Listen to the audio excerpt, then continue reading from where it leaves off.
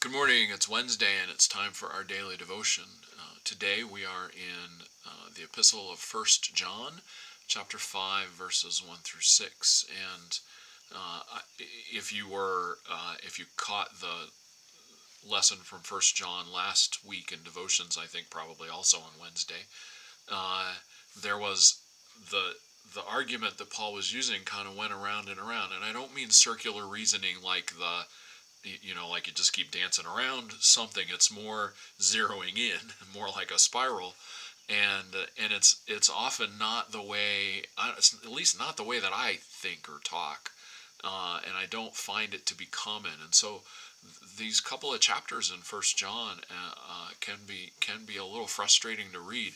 Well, it's not this, and it's this, and it's that, and it's that, and if this, and then, and it just kind of goes around and around. And today's passage is a little bit like that. But let's look at it and see what happens. Everyone who believes that Jesus is the Christ has been born of God, and everyone who loves the parent loves the child. By this we know that we love the children of God, when we love God and obey His commandments. For the love of God is this, that we obey His commandments, and His commandments are not burdensome, for whatever is born of God conquers the world. And this is the victory that conquers the world, our faith. Who is it that conquers the world but the one who believes that Jesus is the Son of God?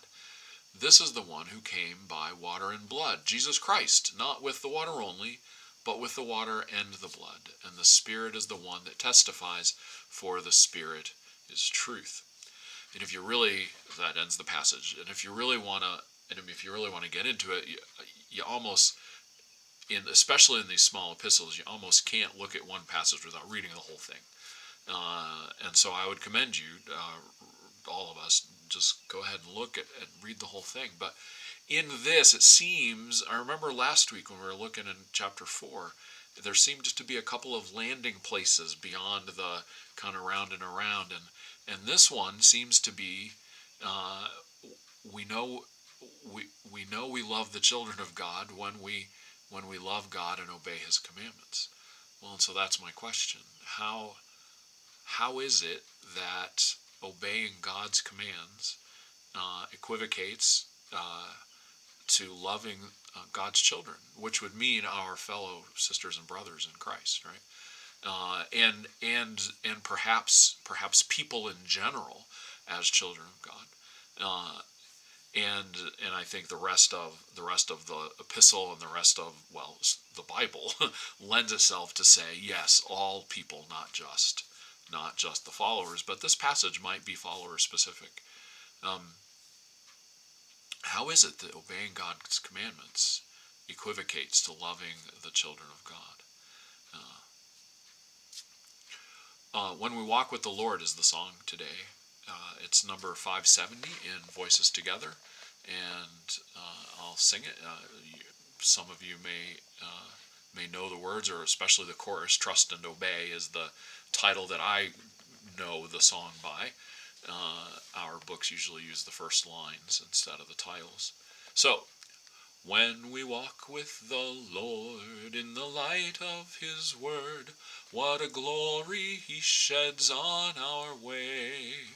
While we do His good will, He abides with us still, and with all who will trust and obey.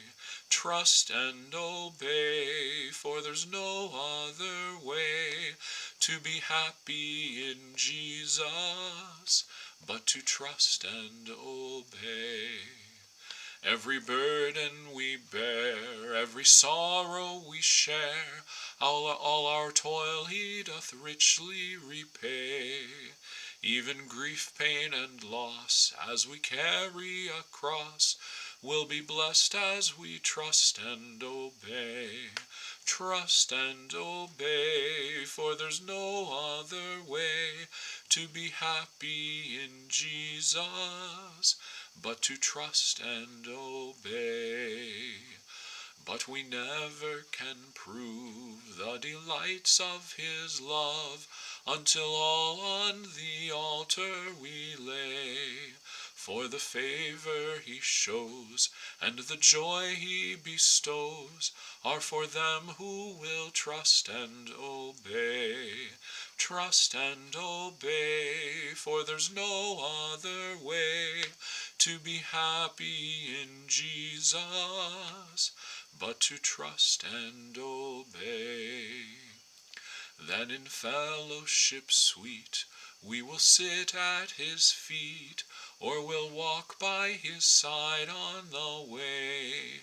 What he says we will do, where he sends we will go. Never fear, only trust and obey.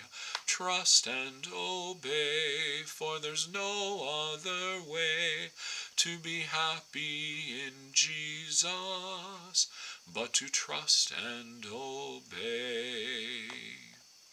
Amen.